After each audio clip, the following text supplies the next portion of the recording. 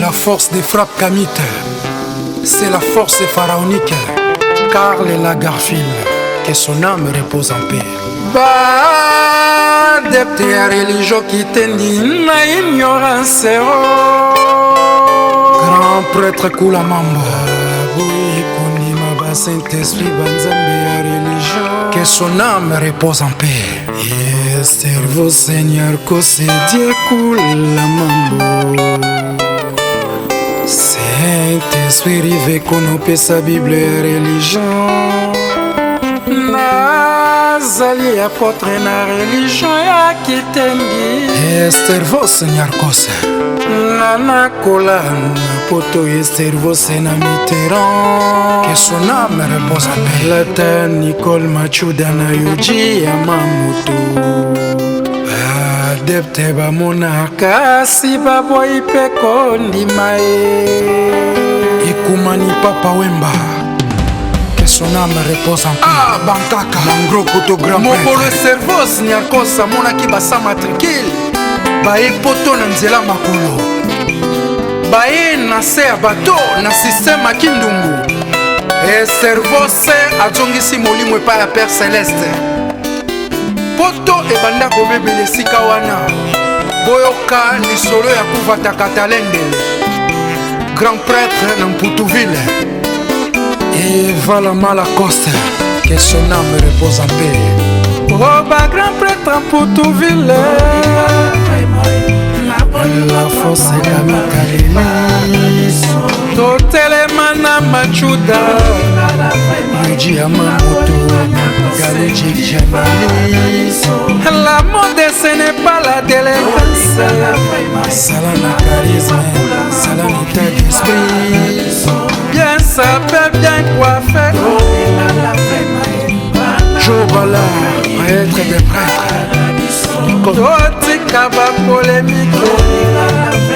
Ozala Djakoute, Jara Jara, Titi Leva, Ataka Kisiko, Salana Tekini, Eluba Evala Malako, Itendi Toti Kateo, Izali religion na biso, Tokokunda mana yango, Saint-Esprit rive koma. Veut dire kuvataka talende, ye akola na poala, abeta mbonda likolo ya nzete, akanga bamboloko na makolo. Mokolo ayaki na Mputouville, akuta Sénégalais alata bubu, atekaka makazu na ye na Château Rouge, mikope vanda solide. Kuvataka talendele ntango azwi pop, asombi Ferrari, asombi Lamborghini, asombi Porsche. Kuvataka talendela sumba na nganda.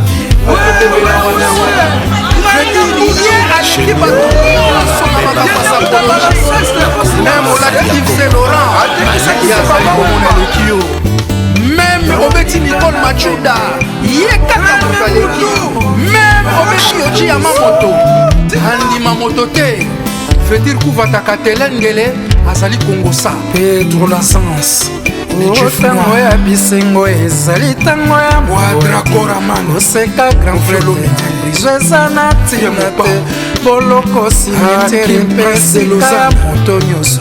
Esika Mandela Kimbangu Nyarkosa Jésus Christ, sika ba Kristo bapakano na ba musulman, ba innocent ba riche ba pauvre na ba criminel. Sami de Vendôme, grand prêtre de Zurich. Ah la force des frappes kamites.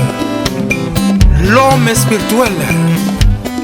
Buba ganga na fali buba monde ba courage dala na mikili ba koma kolala vola nyombele. L'ignorance est la racine de tout le mal. L'homme ignora vieillit à la manière d'un bœuf. Son poids augmente, mais non sa sagesse. Que ton âme repose en paix. Et Koumani Papa Wemba, Mangro Koto grand prêtre. Yo zala orphelin. Yo yembaki esclavage. Pour la souffrance ya l'homme noir. Yo yembelaki Africa. Pour na ko dénoncer l'inégalité ya l'homme noir. kasi banyangundu baignore baeffort na yo balingaki otambolaka motakala mpo bango basepela a olingaki bilamba ya haute couture na nzoto bakoma bachaku pro lokola ngai peti na yo la force de frappe kamite c'est la force pharaonique nazali koluka indépendance spirituelle ya l'homme noir. L'esclavage spirituel c'est la base de toutes les formes d'esclavagisme. Botikanga nalela pasi ya Kongo na ngai bato baleli mingi bampasi eleki Kongo etonda nkita na mabele na yango ekomi pays pauvre na kokamwa yeye non non non non ah non non non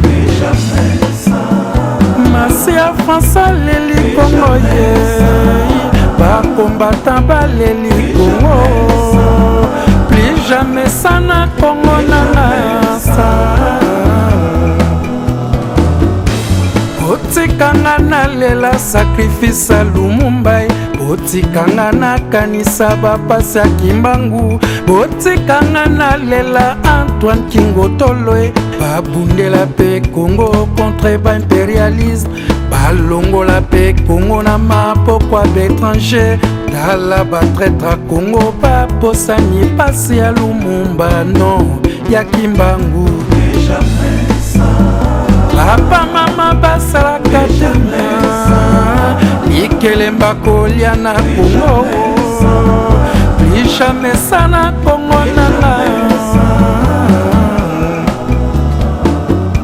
souffrance coloniale et souffrance esclavagiste souffrance à dictature et souffrance à guerre civile souffrance en exil et souffrance à bas prison papa ya balie na sani biso na mabele lavage cérébral et colonial oyo pasi non non non non ah non non non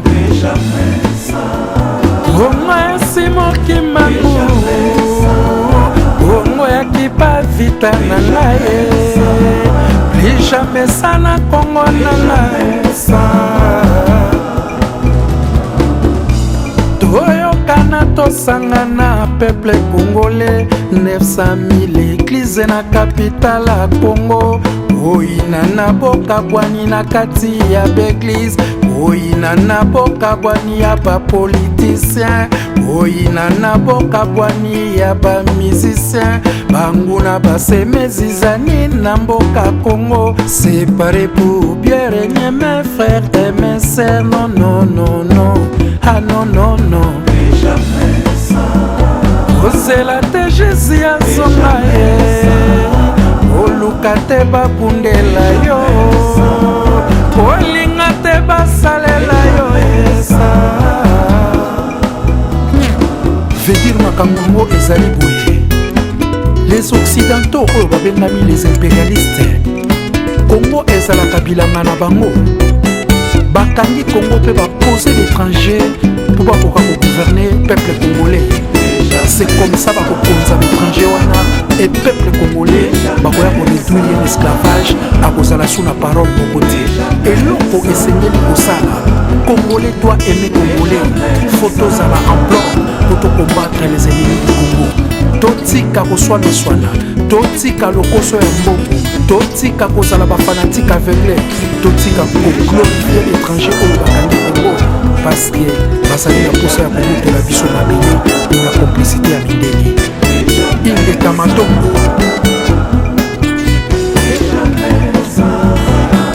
alors bino bapaster oyo bozali na expérience céleste oyo bokendaka paradis céleste oyo boyebi lifelo botuna roi de Belge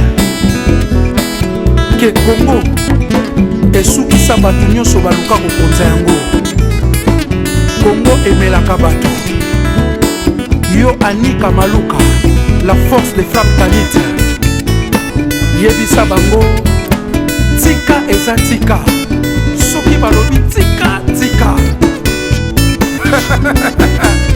noki tokozwa lumbe mwete système à révolution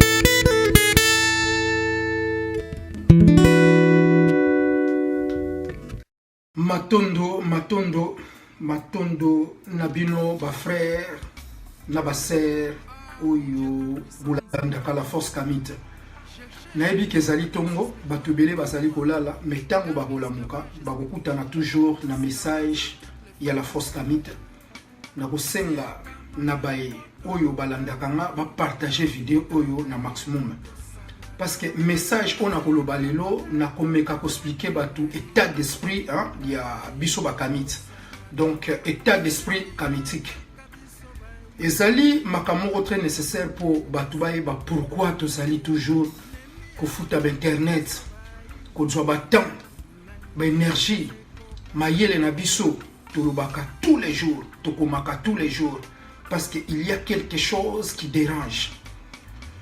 Il y a quelque chose où l'homme noir faut asala ba sacrifice à kokakolonga yango. Alors, vidéo oyo na expliquer différence ezali entre bakamite na ba chrétien.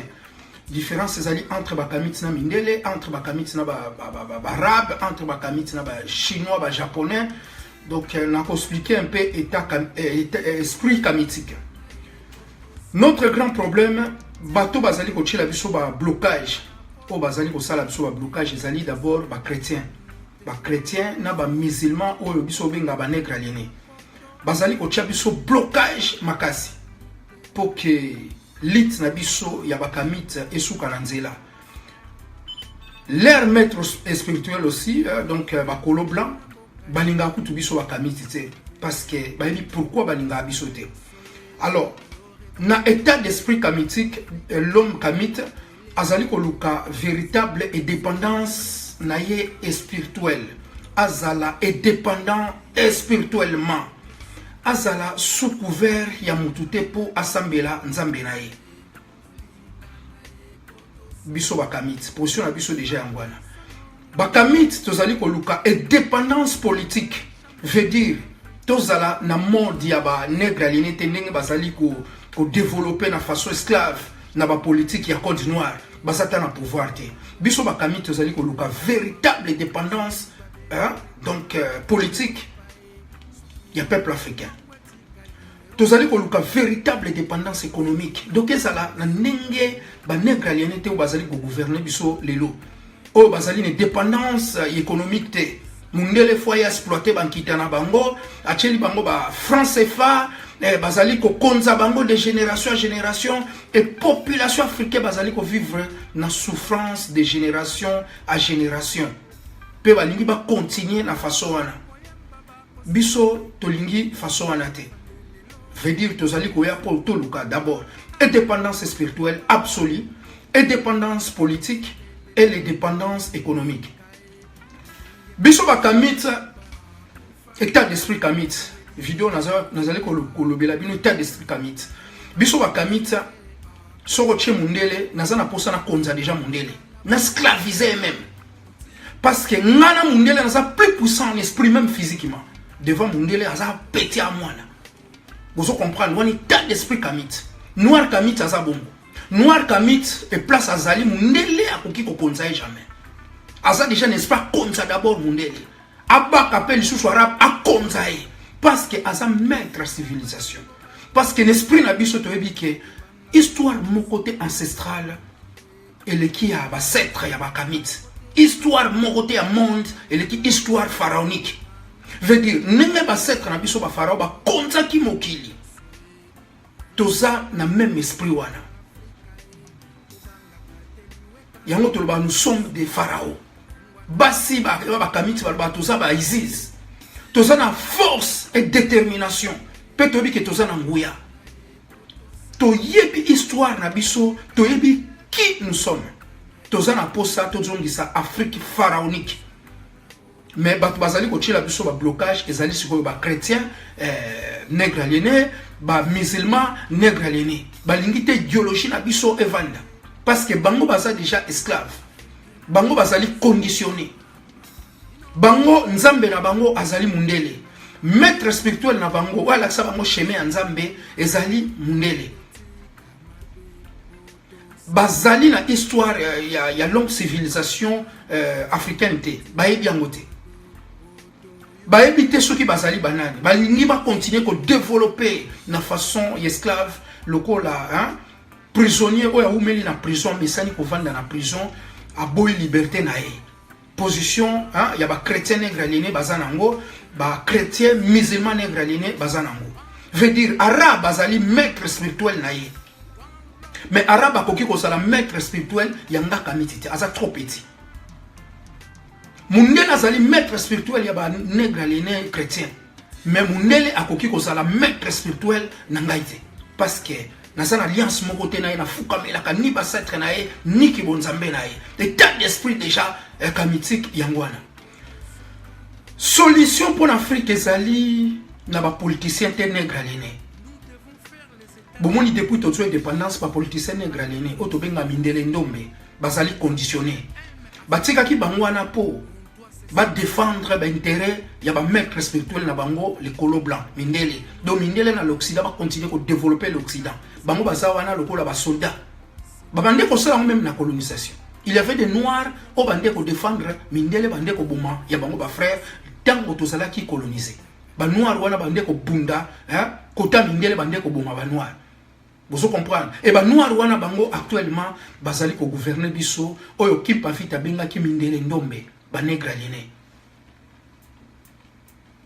bazawana bazali ko tosa mibeko Afrique eloko mo échanger te basenga indépendance mais bazwa indépendance te bomoni Afrique même na ba frontière nango ezaka ka ndenge mundele a balkanisaki yango eloko moko échanger na Afrique ezate basenga na bango indépendance te donc mundele atikela bango ebonga azali ko surveiller bango bazali conditionné bazali ko travailler toujours na méthode ya ba colon.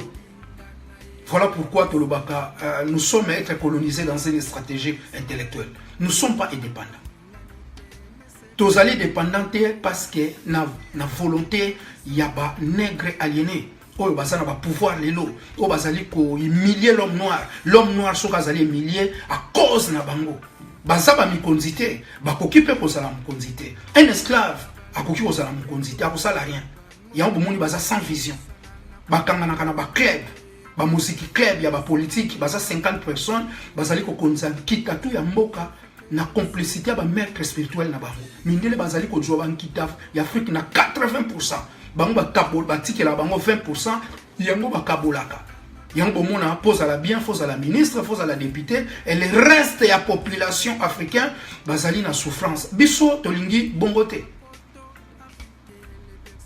biso tolingi bongote mais bazali bato liboso ya kotia biso ba blocage parce que solution ezali na biso ba kamit solution ya Afrika ezali na biso ba kamit solution ezali na onité oni ezali club ya ba assassin club ya ba voleur club ya ba miyibi baza kutuna terre ko kanisa bino peuple africain te o bozali ko souffrir de génération à génération etali bangote mindele bazaku tunatina te ya kokanisa bino ba peuple africain o bozali ko souffrir de génération à génération et tali bangote ba noir minga ba na poto mindele ba kipa bangote baza maltraité aussi mais tali bangote bo sans espoir te que mindele muta ko changer la vie na bino na futur.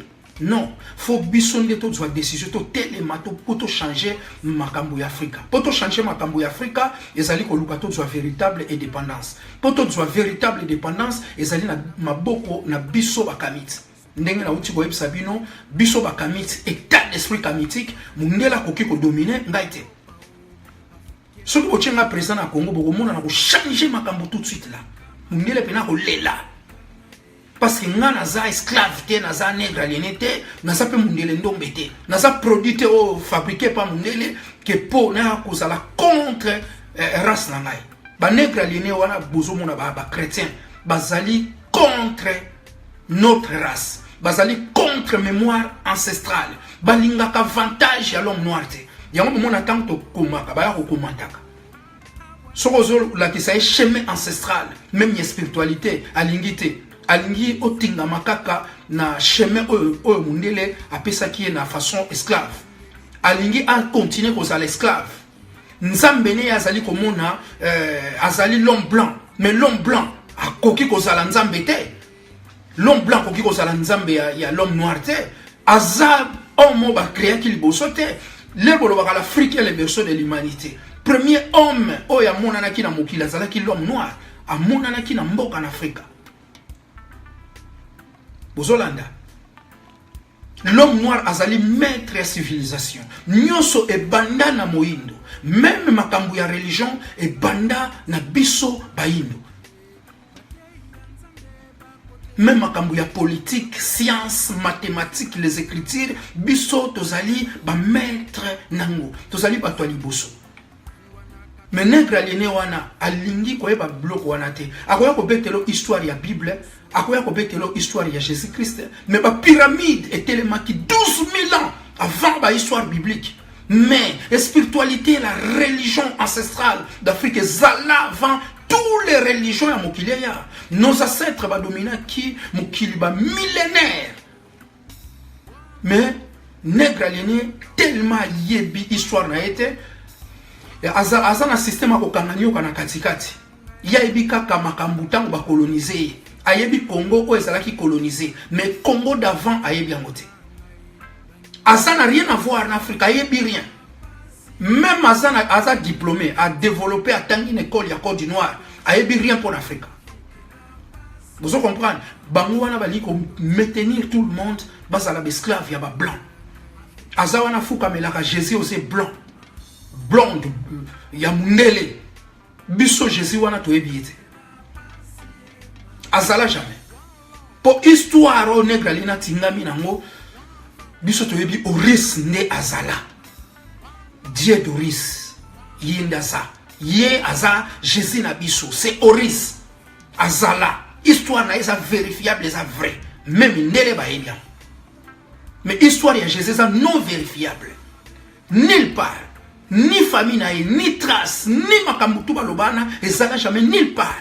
Mais nègre chrétien, nègre aliéné, alingito tingama, babiloko oyo, eza ya plasia, o eza ya fable, o eza la même pas. Marie Madeleine, o ya tingami, azala jamais.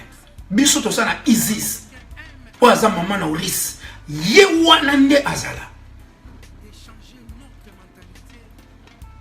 Mais nègre alena lingi to fou kamela kaba setre ya minele o baza plus petit devant biso ba pharaon devant biso ba kamite alingi to sala toujours na chemin wana pour l'homme noir à continuer kozala humilié à continuer kozala esclave azala sans valeur na mokili yo ndenge tozali actuellement.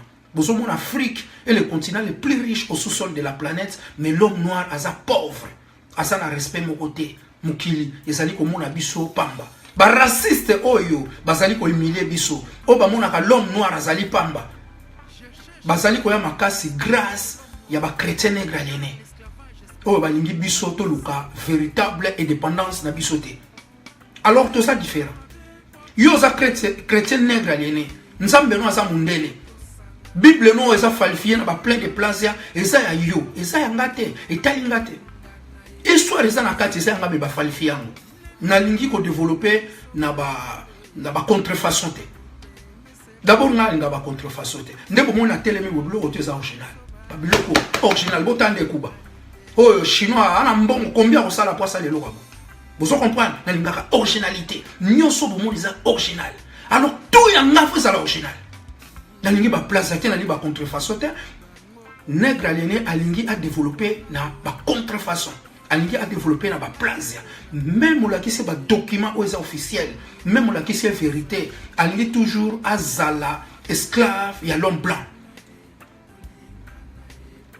alingi toujours oni na Union européenne les États-Unis d'Amérique bazala toujours likolo ya ba africain ba tsoka ba mitindo ba mibeko biso total akatwa tozali ko assister chrétien makambo azali ko sala azali ko défendre ba mindele azali ko défendre ba centre oyo ba bomaki aye ba centre azali ko défendre bango férocement azali ko luka ko chabiso blocage mais solution ezali na ba frère na bino kamite parce que ba frère biso ba kamite to lingaka nyoso ya moindo et pas to lingaka nyoso ya moindo veut dire tozana bolingo ya bino ba indo nzambe na biso aza noir Saint-Esprit aza noir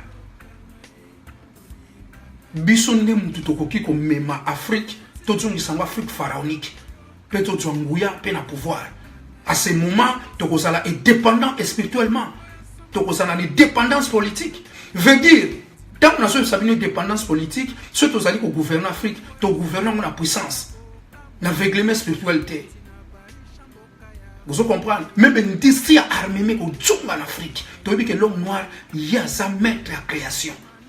L'homme noir qui a inventé presque tout. Ce qui est l'homme noir, c'est ko Djunga Sima, parce que Moutou a colonisé, gouverner, asa chrétien nègre aliéné, asa musulman nègre aliéné. Asa sans vision. Vous avez là, État Afrique, les politiciens africains, ils ont le pouvoir de côté. Ils n'ont rien. Ne baza wana misu na likolo bazali kozela l'Occident batindela bango mbongo po balia baso sala ba ke na ba banque soki ba banque FMI po balia bazana pouvoir mon côté baza pe la vision mon côté c'est pas donc so on va continuer pour gouverner Afrique l'homme noir a kozala sanguya yango biso ba kamiti to ye kamiti déjà un azana ko bangate biso ba kamiti ozali lokola ba chrétien te po biso to ba na christianisme te christianisme et loko eza na christianisme ko bangisa liwa fo banga ka liwa kuma ko banga yango mona ba noir ba banga ka inkite ya ye Afrique ya ye mazali ko gouverner ngote asa toujours na ko banga même na Facebook po lo ba so ko lo ba te même photo na pamba po afficher so banga na nègre alena banga déjà mundele eza péché ko banga mutu oyo nzamba kila na image na yo eza grand péché baza wana bakosala ka rien ba politicien bozo mona même ya Congo wana eloko te baza ba petit politicien pe mindele ba tsoka ba zoba ba grand zoba pe no mona ba tchena pouvoir pour ba continuer ko konzaye ba petit politicien bozo landa wana baza ni dépendance spirituelle te ba kosala rien. Ceux qui ont du pouvoir, ils ont clan na bango basimbani 5, 10, 15, 20, bazali ko lia un kita et bazali ko tika nyonso mundele a django facilement et l'homme noir a continué à développer na souffrance moko ezali interminable. Ba nation nyonso ezali dépendance spirituelle. Ba rab bazali dépendance spirituelle. Ba procéder ka religion ancestrale ya source islam. Mindele bazane dépendance spirituelle, ba procéder à religion, il y a source christianisme. Ba chinois bendien bazane dépendance spirituelle, ba procéder à bouddhisme, religion ancestrale, il y a ba être na bango. Ba japonais, ba juif, tout le monde là. Mais l'homme noir, ou ya nègre aliéné, a lié ko comprendre cela. A boy ko sali dépendant spirituellement pour azala faible. Pour défendre Jésus, oh, il est faible. Pour défendre la place, il y a un contradictoire. Azama est c'est un esclave, un coup esclave. Il y a une vidéo, il faut partager maximum de jeunes, un message. Il faut la décoloniser, il faut la désaliéner, il faut la kamit, il faut la dépendance spirituelle absolue. L'esprit n'a pas une dépendance politique. Je dis ça en Anguya. Luka est dépendance économique. Si ba kamite un jour ba kangi Afrique, bon mundela e bien bien linga ba kamite. Mundela e bien bien. Mundela so lingi bon ni noir compliqué, faut que les noirs kamite. A compliqué tout de suite. A compliqué. Souvent mon ba kamite ba ça très intelligent. Parce que ba yebi histoire. Ba ça ba noir redoutable mundela ko kete même arabe. Ndeko moninga bo so na continent katika ta mindele et comme ka bizarre. Na kenga ba compagnie belé na kuta ba noir na façon esclave le na kotiana na so konza na chef batu ba yebi makambo ba yebi na so konza na chef façon mon noir mystique a pena a une histoire trop tellement pe ngoué za puissance ça parce que je suis pharaon mais nègre le na zali ko banga vous comprenez nzambe né déjà za la blanc comment blanc sa première homme sur la terre. Makambu ya ba religion, ce n'est pas blanc qui a fondé ça. Et ben blanc et ça va biloko ya ba setre na biso. Biso to ça ba kolona mo.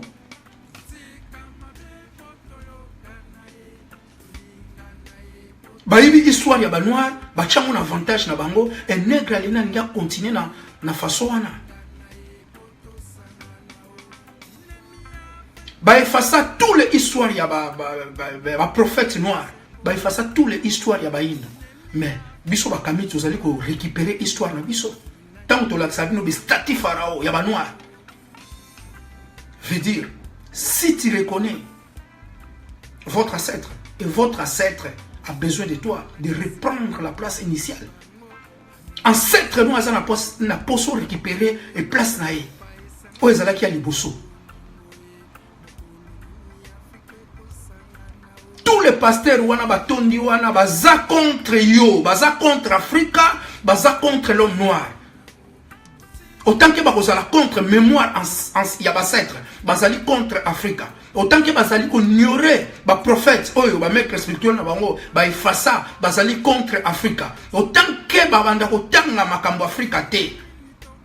Bazali ko développer na ba école ya Côte d'Ivoire, bazali contre Afrique, fait di ba ko ba histoire ya Afrique te. Yango bazana so ki kambuga ya Afrique comme on a zo ignorant.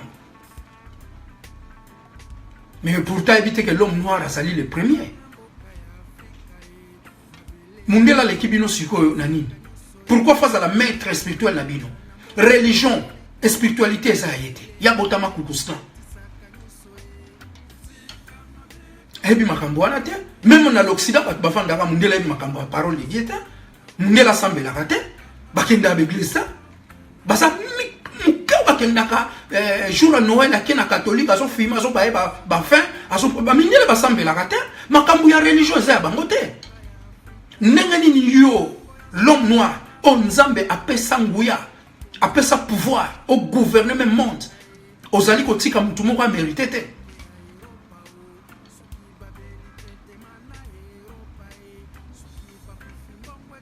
Mais mundele azana droit ya ko gouvernement azana intelligence azana sagesse te asape na alliance na Nzambe te. Preuve bon monde azo gouvernement na l'égalité ba injustice ba guerre abisside par-ci par-là.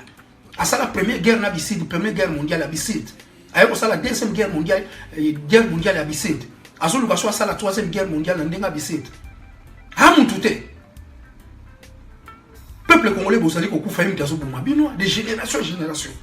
À ça la politique pour bien beaucoup faka. À ça mon tout est. Bon mon a guerre par-ci par-là. Ceux qui m'ont éclaté la troisième guerre mondiale peut raser gueule nae et ça faute nae parce que ça na sagesse bazala partout dans le monde bazala en Afrique bakanga Afrique mais pourquoi baza les lots en Afrique pourquoi basettre ba bengana bango pas bazala na sagesse vous comprenez parce que bazala na sagesse mundele boko pesa nkitatu ya mokili ndena biso bakanga ki Afrique bakanga ki monde bazala ki ko procéder nkitatu ya mokili bakotonda te. Bakoyeba te que tozo procéder qui tatoua mokili to rétablir situation na ba kolo mabele o jamais bana maele wana te yango moni ba setre ba bengana ki bango bo pesa bango qui tatouer Afrique bo tcha bango en Afrique to kozoka kimia te. Est-ce que vous comprendre to kozoka kimia na bango te tango ba tozaki coloniser ba setre bandera bolila ba to ndengeni mboka na bango te mais tala ba bizali yango ba setre ba qui décision pour chasser bango. Mais pas chasser bango, intelligence démoniaque na bango persiste toujours. À travers ya ba mindelendo mais ba chrétien vous allez votalanga. Vous êtes contre l'Africain. Vous êtes contre l'Union sur l'Afrique. Ce qui n'a pas eu Oris Olingite. Olingira na lo ba Jésus Christ wa blanc ou mais azan Nandertal. Azan Nandertal. Boye bi race na an Nandertal. Autant na race nyama. Est-ce que hier il y a une alliance dans Nzambe ka nyama? 83% à ADN et ils allaient 7 années dans Nandertal. Si vous avez un bolinga na bandoko fukamela parce que mokili tala ninga zali comme mokili. Pas un mutu mensonge a tonga empire na ba mensonge. Beversion ya babilo koto ya mokili l'homme noir mutasalate. Makosa ke no ye mutasala. Bozolanda biso bakamiti tozali na esprit moko na binote. Biso bakamiti position na biso ezali to suki sa mindele to konza barab et to konza mokili. Bota la pays loko la Congo. Congo so ezana bato abwanya pe maeli. Nation ni eko plier Congo. Nation ni eko dominer Congo. Eko zalata. Mais Congo ezali gouverner na ba esclave. Bochanga président Congo boko sentir boko comprendre ah Congo ça va puissant na ko créer ba arme ba missile balistique ko sala na Congo 30 millions de soldats ba ko lengela na ma demo ko so ko tate 30 millions de Congolais ba ko grand soldats L'économie, c'est comme ça, la blindage à danger. L'économie pour santé. Parce que tu as un quitte. Tu as un quitte. Tant qu'on a comme un pharaon, on a bloqué sur l'Amérique, on a sous produit à bombe atomique. La technologie, on a négatif bloqué, ça n'a rien. C'est comme ça que tu domines le monde. Voilà pourquoi cette canson va dominer le monde. Biso tout ça na tout ça va roi. Toi va kolon qui à mokilo, mokili même ça ka biso. Nza pas pesa biso mokili atikela na maboko ya ba noir. Un blanc. Est-ce que vous comprenez? Dieu a créé l'homme noir. Et l'homme noir a donné la naissance des autres races là. Néandertal, à ça là qui peut-être accoucher qui na femme existe. Il y a un homme qui a babima. Vous comprenez? Bah y a qu'après. Bah y a après. Bah y a après n'engue vous on a ba métis, bah y a après. Ba métis bah y a la terre. Bah on peut bah y a bon. Biso tout ça kolo mokili. Ma belle presque tout ça qui a noir. Si combino yo nègre aliéné, tellement aux alliés aliéné mental, tellement aux alliés égaré, aveuglé. Au lingi si ko biso tout aux ala na molongo na yo. Tous ala ba esclave ya ba mindele. To sambela ka ba setre ba mindele. To la ta ka ba suki ya ba mindele.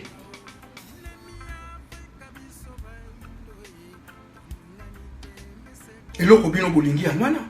Solution exacte na ba petit politicien na bino ba petit esclave. Nga una konta na bangote. Ba politicien oya Afrique wana na konta la bangote nani azako. Nani azako na lokola na force ya mao. Batu nyonso ba bima ki onza ba kitsaki pour ba luka véritable dépendance ya mboka Afrika bino ba nègre aliéné na buzoba na bino bubuma bango na complicité ya ba mindele. Botika siko bakata bazoba wana bakosala rien. Nde bozo mona Congo na lelo mo changer za terre. Bo palanga na terre. Bo luka ba magie terre, bo luka ba miracle terre. Bino ka so Congo changer na changer Congo. Pouvoir à Congo ça na maboko ba mindele.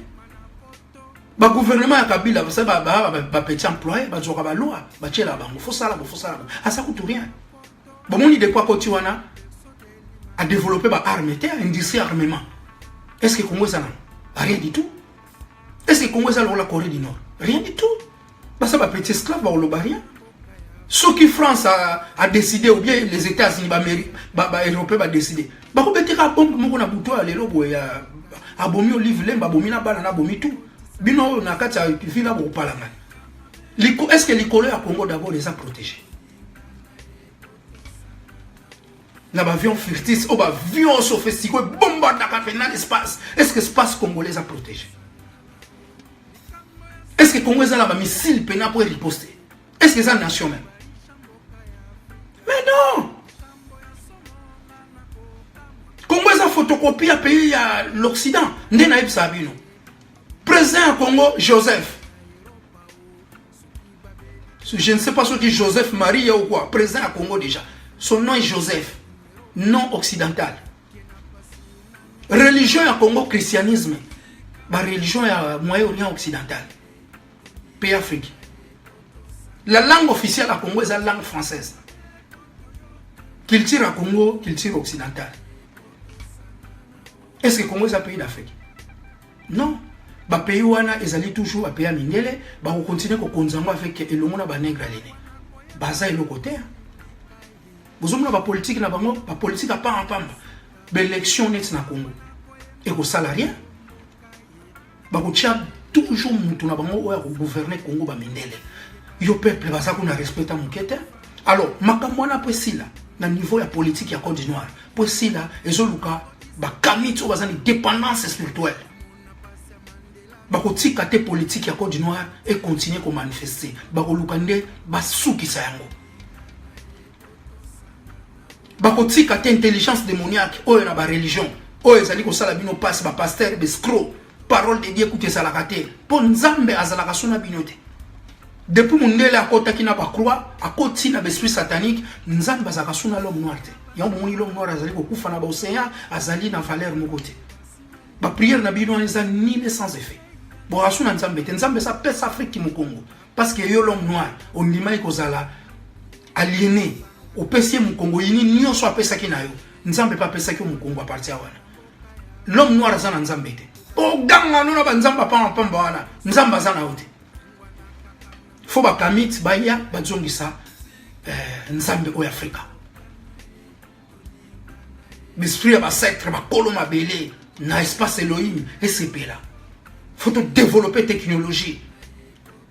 Faut te développer science, c'est ça qu'on a biso. Ba mathématiques et ça ba mindelete, et ça biso. Mais nègre aliéné. Alingité, alingi a demeuré esclave, ça l'a toujours esclave. Si on continue à examiner bouquin la Bible, alingité. Na façon esclave, azali ko bang, azali ko lela lela.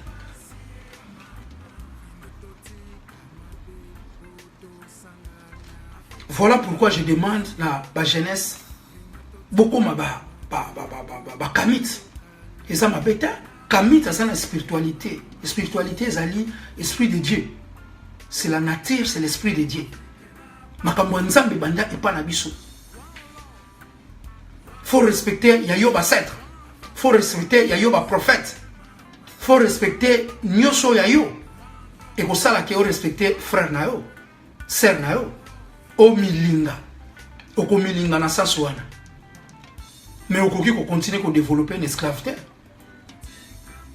Biso bakami to mona bino ba nègre limbo ba suka na mbengre. Ba suka na mbengre. So bolandi ba vidéo na bo mona ke yo chrétien ça lokola ngate a rien à voir. Toi la différence. To mona bino ba suka na mbengre. Bino bolinka ko hein bo se plier ka devant mundele. Aso tiki la bino miette, aso sala bino rien, aso boma bino, tout ça na programme même pour terminer bino, vous allez causer la liwana par le nom de Jésus-Christ. Ça va ou bien? Comment yoko kumbisa mutu ayaki après? Est-ce que tu ayaki? Ayaki te, azalate. Histoire n'est après.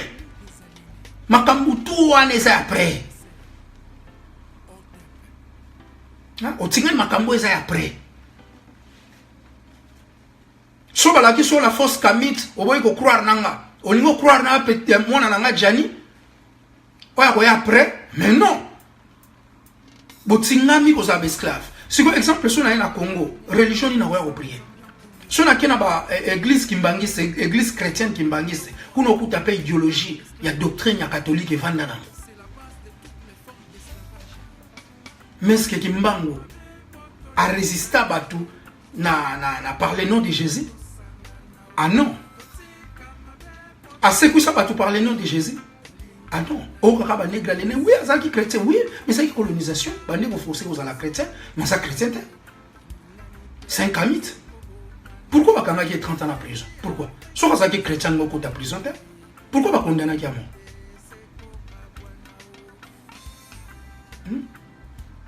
Bino ba kimbangi c'est si vous boza ba chrétien.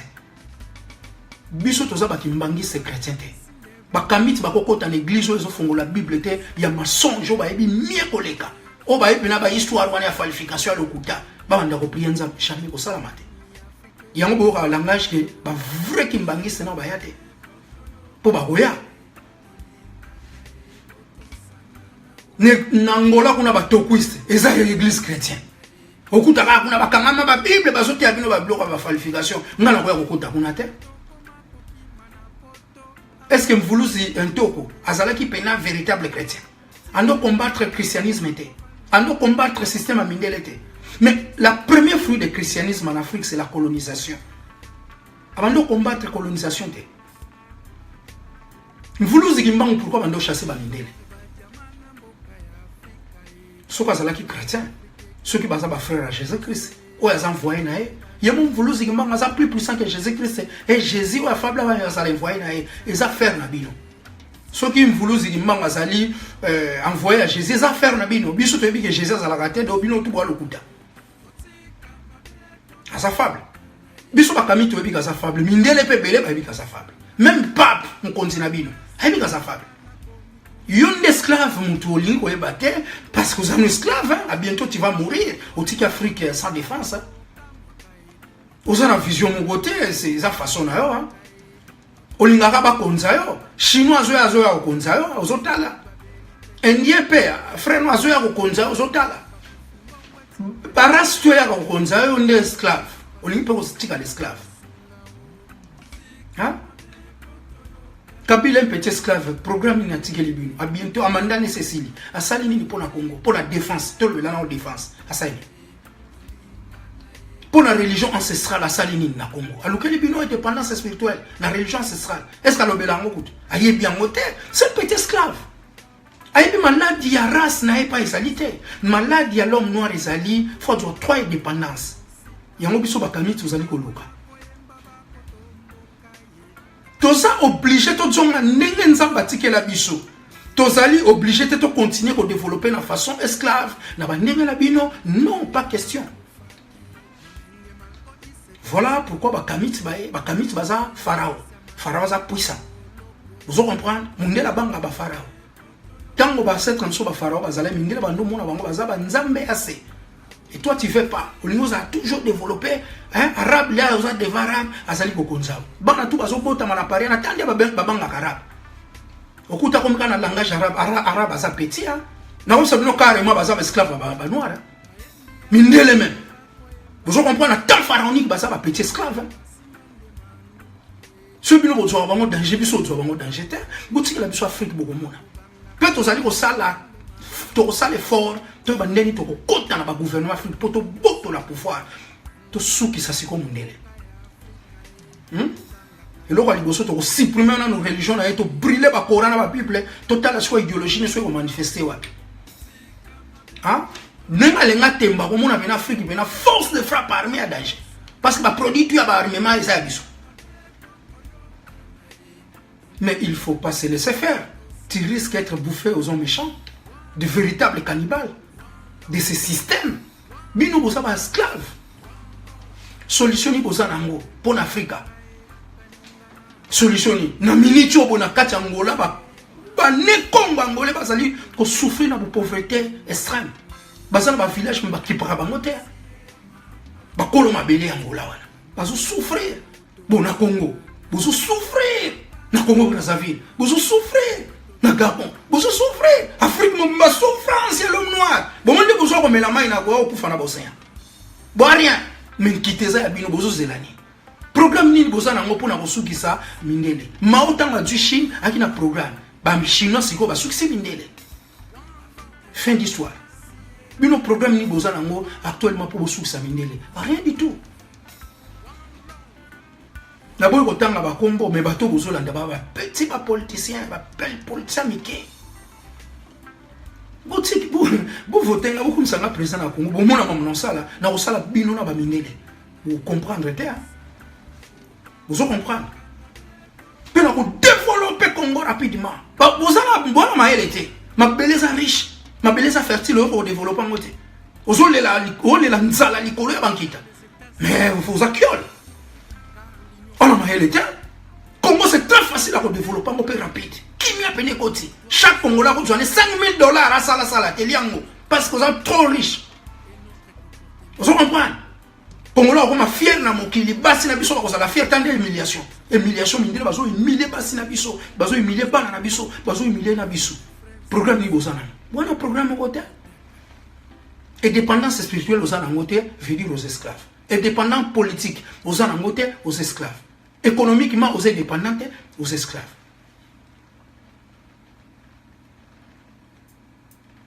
Programme nous avons Congo si vous avez l'occupation. Programme nous avons vous comptez dans l'élection, mais l'élection est à illumination.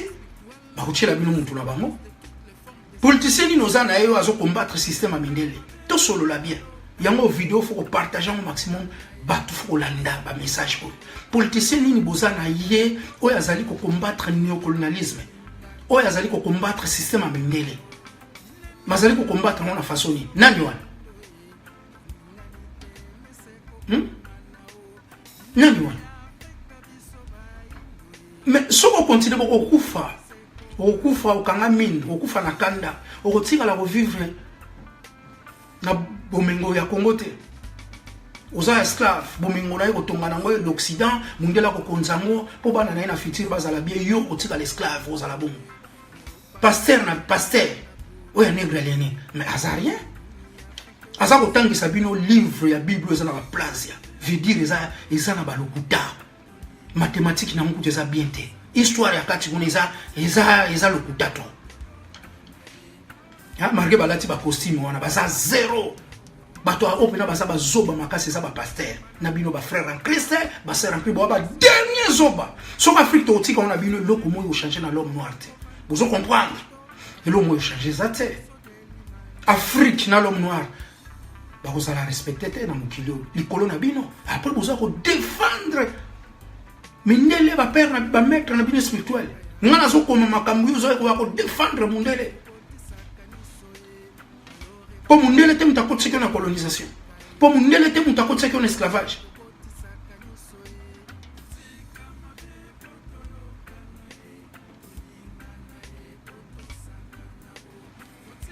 Voilà, nous sommes différents. Donc, état d'esprit kamit, et ça, nous avons bateau a la solution Afrique, et zali, bakamit. Toujours déjà belé, solution, et zali, n'a pas beaucoup de pharaon. Et sa solution, petit politicien esclave. Dos Santos a tiré pouvoir, a bêté ceux qui 32 ans, ceux qui ont moula bonia sali. Industrie armement. Défense à missile balistique. Est-ce que tu as le créant? Est-ce que tu as le créant? Les lorsque le temps est si bien Angola, la guerre est résister. Mais Pyongyang, avant Koufa, atika ki Corée du Nord avec ba bombe atomique ba misi pour la défense moki les allez ko vivre bongo moki les allez ko vivre na penser na hôtel ya Negraline oh lingi ba chao mama chao na nkata mama mundela meliso bibero apeso mabele pokola parce que vous en a moi la muke yo l'homme noir se comporter comme bébé olingi ba meliso sous mabele pas mama mundele pokola vous blaguez ou quoi oyo kateke balance monsieur ça se terminer muki. Mais le temps où il y a technologie, il créer des armes, continue la colonisation et l'esclavage. Il y a un succès dans cette année. Vous avez bien noté. Depuis que l'indépendance, c'est ce que vous pensez pour créer, pour la riposte. Aux politiciens, est-ce que vous pensez que non, l'homme noir face à l'indépendance spirituellement? Est-ce que vous avez un politicien moko, pourquoi vous pensez que l'homme noir face à l'indépendance n'est spirituellement? N'est pas salaki. Politicien, c'est que l'homme noir fait une dépendance politique absolue et dépendance économique. Est-ce que ça? Kemi se ba bande ko lobela makamba France fa mumuni ba nègre les ninde ba réagir ba ni batika la esclave batika la monnaie coloniale pour ba kemba bango bazana moi villa moi car moi compte bancaire moi nationalité mais bino ba peuple le côté nakanisi émission nanga na sukisi yango état d'esprit kamitique tout ça différent nous sommes des pharaons solution Afrique ezana maboko na biso tout ça na kobanga te tout ça ni dépendance spirituelle tout ça lukango pour l'homme noir tout ça luka dépendance politique pour na kosukisa pena mundele vous comprendre pour na kosukisa to coopérer na bango na relation bilatérale basa ba pauvre to coopérer pour ba continuer ko survivre mais ba ko konzaka biso te bakoyo konza biso te ba sat na biso le ba gouverner mokili ba gouverner en harmonie to ebi bien ce qui to le bipena que Afrique comme puissance ndele a survivre te pas en rien a survivre si qu'on a mi beko l'esprit a bien nenga zali ko sala te zolanda ke ba lor ba diamant so ko kimilango mbongo tu Afrique nkiteza ye asa kipo yeza la maître ya monde peut mettre Afrique asa nani asa nani po ko yiba ka bankita Afrique.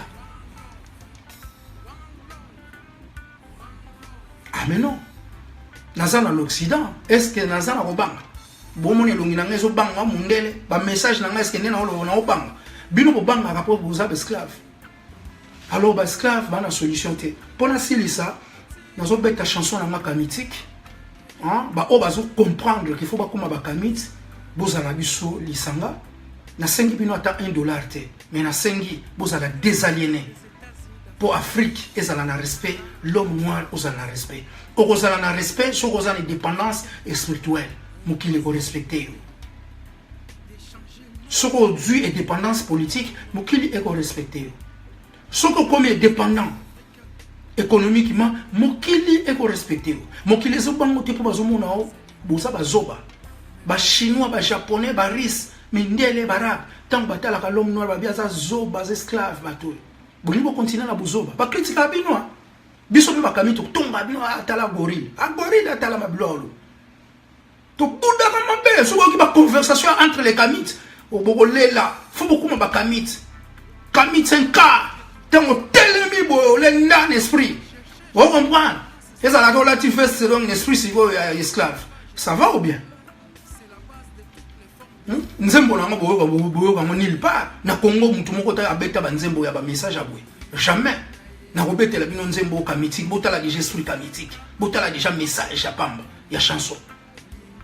Mais beaucoup qui ko la nangate parce que bosa non développé.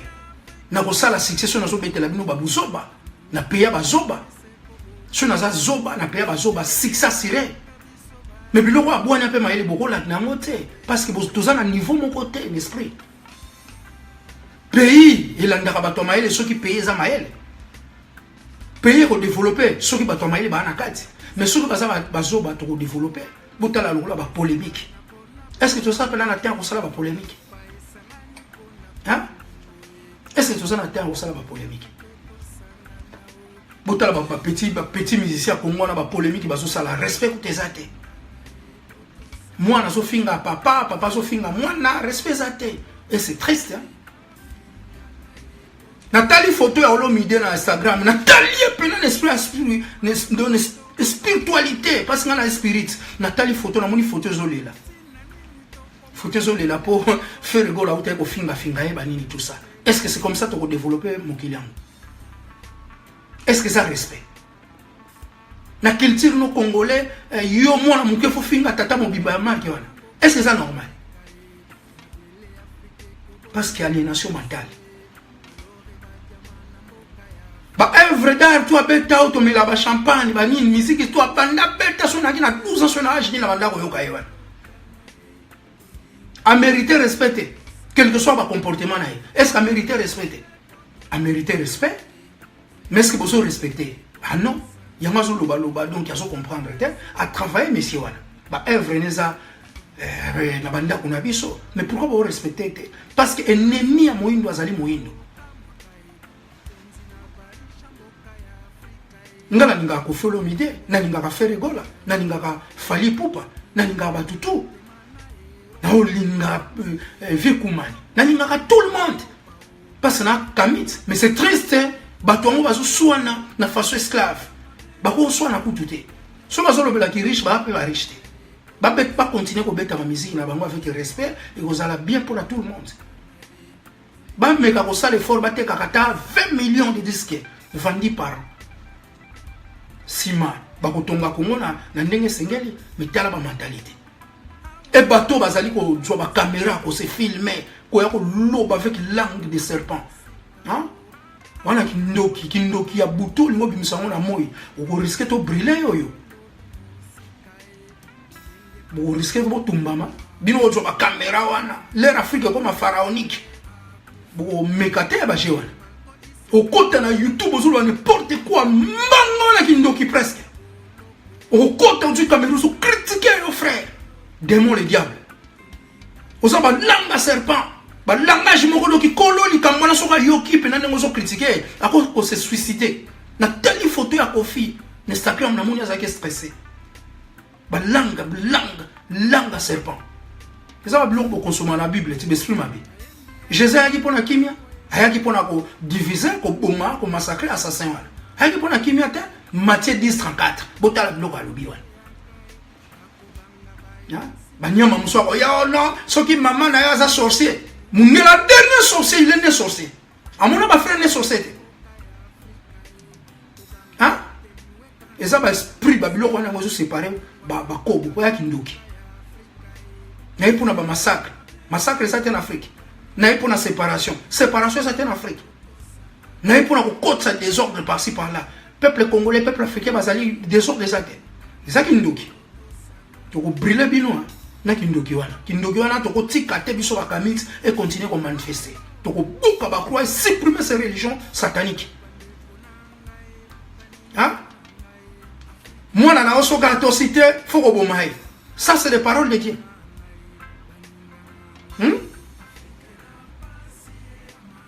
fallait déjà séparer d'abord à l'Occident. Parce qu'il y a un culte satanique, ça y a trop. Atika Kiango. Il fallait supprimer la Première Guerre mondiale, la Deuxième Guerre mondiale. Bato va dire qu'on coloniser, qu'on esclaviser, plus qu'on y va sur la banque. Atiki banque qu'on a précipité, qu'on sale la vache cérébrale na yo nègre aliéné. O soki maman na yo mon qui ndoka maman na. Pour séparer na. Ah voilà pourquoi tozo ina. Les avons appelé au aliénation mentale. Wa ba démon, ba haine toujours aux procédants. Ngana botika bino te na bino. Na sana bino.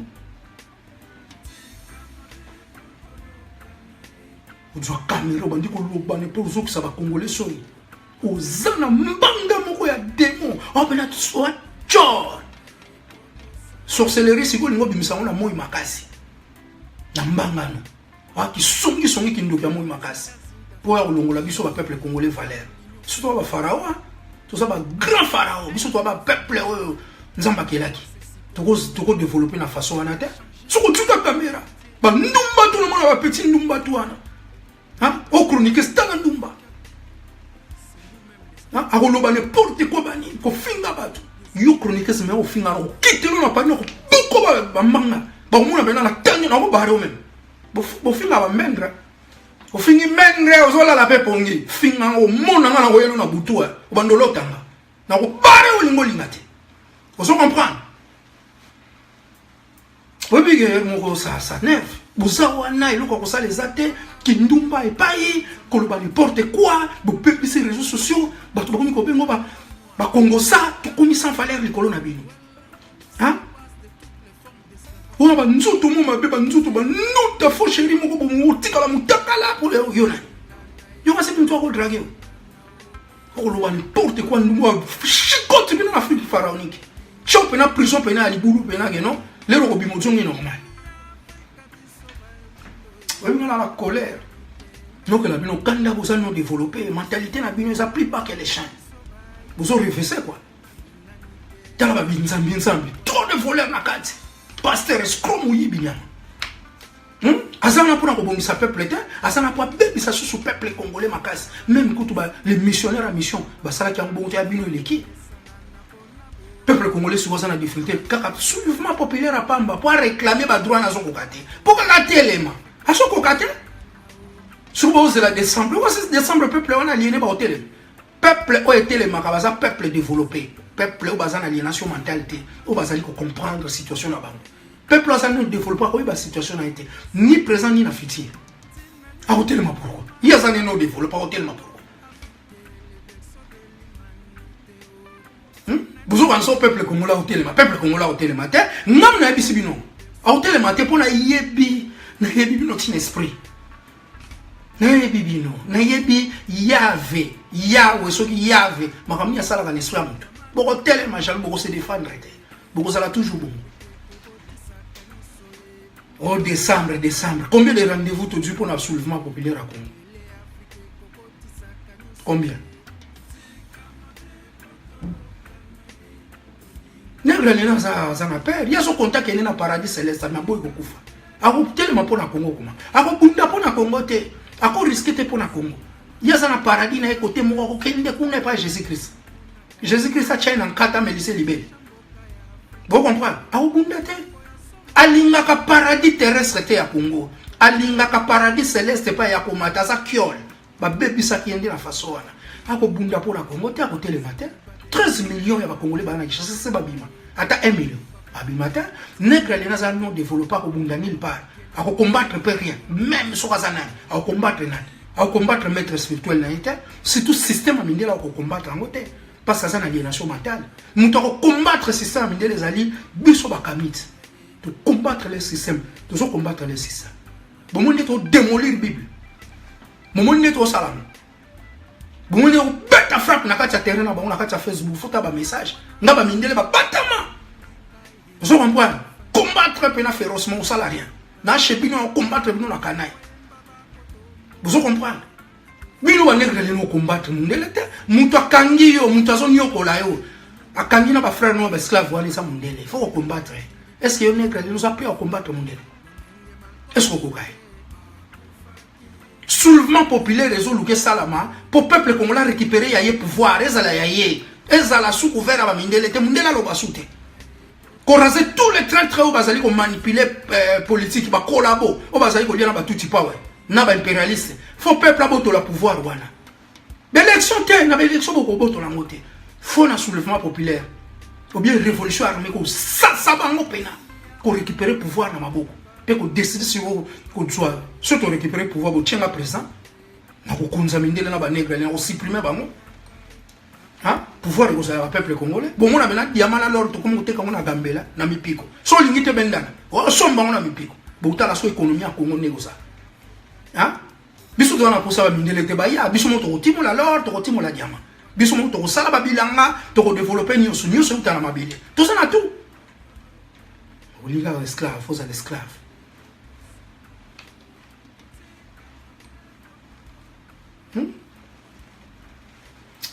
Boka ndule na ngai nzemona sinomango aliénation mentale boka message bomona message na artiste wa banegra linizate mutu moko tabeta message abo ezanga parce na kamit vous comprendre fungola pena esprit yoka pena message yoka biloko nazoyemba bokomona ke non chrétien moko taza na Congo akobeta banzembo bajaro fuka kamita betango parce que c'est la vérité.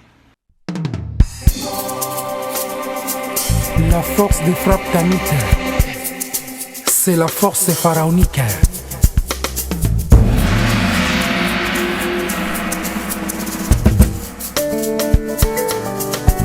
L'esclavage est spirituel. C'est la base de toutes les formes d'esclavage. Un noir chrétien ou musulman, c'est un traître à la mémoire de ses ancêtres kamites. Nous sommes un arbre. Et nos ancêtres sont des racines. Un arbre coupé de ses racines, c'est dessèche. Voilà pourquoi peuple noir nous sommes secs aujourd'hui. La force de frappe kamite. Oh les nègres aliénés chrétiens sont des esclaves des blancs. Oh les nègres aliénés musulmans sont des esclaves arabes. Oh les nègres aliénés bouddhistes sont des esclaves chinois. Ils ont détesté Amoné, Dieu de leurs ancêtres. Ils ont détesté Nzambiapo, Dieu de leurs ancêtres. Ils ont détesté la langue la langue de leurs ancêtres. Ils ont détesté culture africaine. L'homme noir et au produit blanc, traître africaine. L'homme noir et au produit arabe. Voilà pourquoi nous devons désaliéner les nègres ignorants, car ils sont des produits toxiques pour l'Afrique. Ils ont détesté religion africaine. Ils ont ignoré les prophètes africaines. Ils ont détesté nos ancêtres africaines. Ils ont ignoré l'histoire africaine. L'homme noir est au produit blanc, africaine. L'homme noir est au produit arabe, africaine. Moi je cherche l'indépendance spirituelle et l'indépendance économique. Moi je cherche l'indépendance politique, car nous sommes toujours colonisés par l'Occident dans une stratégie intellectuelle. Donc cherchons notre indépendance spirituelle